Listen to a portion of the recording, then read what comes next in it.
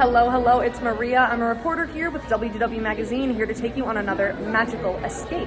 Today, I am coming to you inside the Art of Disney, where they are showcasing and highlighting Thomas Kinkade Studio Artists. That is right, the artists who are behind those beautiful lighted paintings that Thomas Kinkade Studios is known for are here signing at Disney Springs through the month of August. Now, if you're not visiting during this time, don't worry. Thomas Kinkade Studios does host pop-up events all through the year, including at the Festival of the Arts. So the experience that you're seeing here right now, if you're not visiting during this time, you will be able to get a very similar experience multiple times a year here at Walt Disney World Resort. So let's check out the paintings and what a signing entails.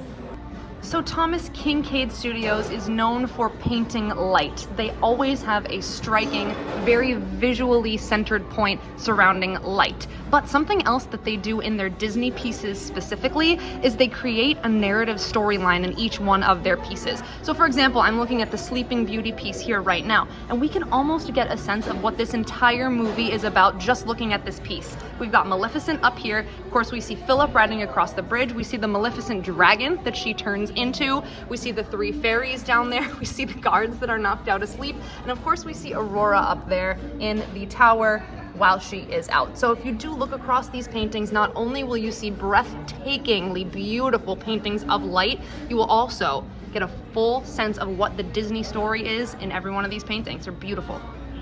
I mean, not only is the light very apparent here in these paintings, but also the depth of them, the scope and depth that is captured in each and every one of these Disney pieces here by Thomas Kinkade Studios is truly, truly gorgeous. You can see the lights there coming off Minnie's dress. It really does look lit up, and for something that is a painting, that is so impressive to be able to achieve.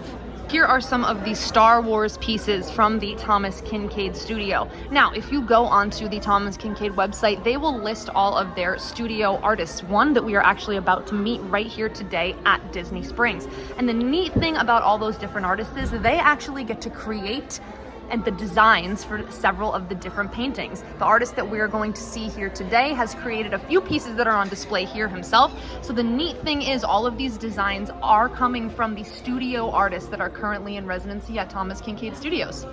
And they have a range of prints here from small sizes that start at $59 on canvas to larger sizes. You can get everything down to an original here at the Art of Disney.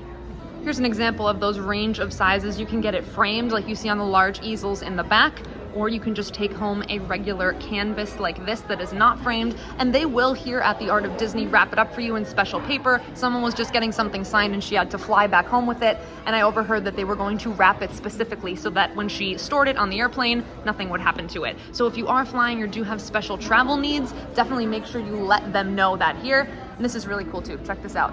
Main Street Electrical Parade drum for a casual $19,000, but that is a really neat art piece made into a table there. Very cool. While I wait my turn to meet the artist and get my painting signed, tune in for a word from my friends over at WDW Magazine.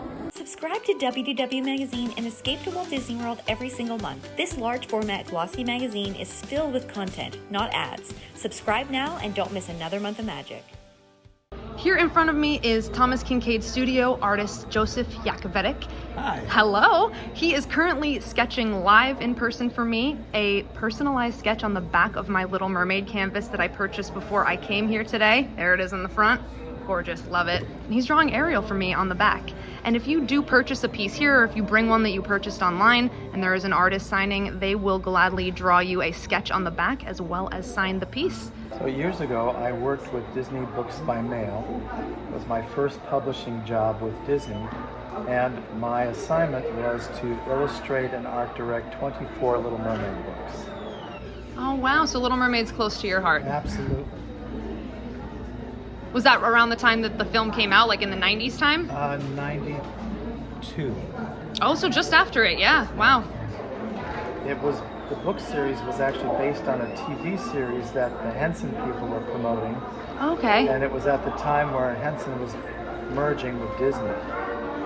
And you can see some clips of some of the pilots. They did 2 pilots for it, and Jim Henson wasn't happy with it, so it didn't go anywhere, and then he passed away. So the whole negotiation with Disney stopped. But the writer of the scripts decided, you know, he had to write 13 stories, so he took them to Disney Books by mail and pitched the idea of doing it as a book series. They readily picked that up, and I got hired to be the main artist on that and art directed, and so that's how that came about. Now, because it was a TV series that was going to be live action with puppets, they had created 2 new characters for the story. One was Scales, a dragon, that Ariel would actually play his scales. I did want to ask you about your Thomas Kinkade work specifically, if you don't mind telling us. I know you pointed out a few of the paintings to me earlier that you designed. When you design for Thomas Kinkade, like, I know that he's known as the painter of light, and that's known for the studios, but I also know that a narrative storytelling is really important to the Disney element of it. So can you tell me a little bit how you combine like the light idea from Thomas Kinkade Studios, but also kind of go ahead and tell that story through Well, probably detail? the most important part, setting up the painting, is creating the set. Because our sets, we don't just take a background from the movie, because they don't usually exist. So like with Pinocchio, when I did this piece, they wanted an interior view. So if you watch the film, it's much shorter and much darker. So looking at some of the previous interiors of Kinkade, I saw the color schemes that were used. A lot of, like, we have a fireplace and we have candles, different things that can pop up the light and then show the contrast for the colors outside. So we try to put windows and things for an interior that draws the outside in and punches it all up. Okay. So that's the big challenge, is creating the set. Then putting the characters in place is a little bit easier. I can see the shadows you've got in there too. I did a little bit of research on you before I came over here today, and I saw that you're also known as the painter of shadow, kind of the opposite of Kinkade, Yes, but there can't be yes. light without the shadow, right? Well, and what I like to say is, you have a brighter light shining to make a shadow, you know? Absolutely. Now, the irony is that I started off as a Disney fine artist. Oh. Before I worked with Kinkade. Okay. And he had his license at the same time I started. So he started with the 50th anniversary. And it's interesting how our paths have connected, because when I first started, I used to put shadows in my pieces, and I used to hide elements in them. And I was one of the top sellers at the time. One of my first pieces that the edition sold immediately was a Sleeping Beauty piece, and in the clouds I had Aurora being kissed by Prince Philip. So Kinkade used to send his scouts to find out what's selling, why, you know, what are people looking for. So his next assignment, he worked with Dirk Wunderlich, who was his first Disney artist. Okay. With him. He told Dirk, I want you to do, this is Peter Pan, I want you to put characters in the clouds. So, Wonder where he got that from, right? and then the next, the Pinocchio piece, he had hidden things in there. So it was kind of funny. I found it very flattering. Yes. But I mean, they used to see what frames sold, all of that kind of stuff. So they really were honing their art. The newest piece coming out is Brave. And so that was another thing of creating, how do you tell the whole story? So really that needed to be an outside shot. So showing the castle, you want to show as many elements of the story as possible, so it draws you up to the close-up. And you've got Meredith looking at the wisps and being drawn to the cottage of the witch, and then having her mother as the bear. Joseph has a book here of some of his work and his bio in here, and here's the Little Mermaid books that he was talking about illustrating earlier on.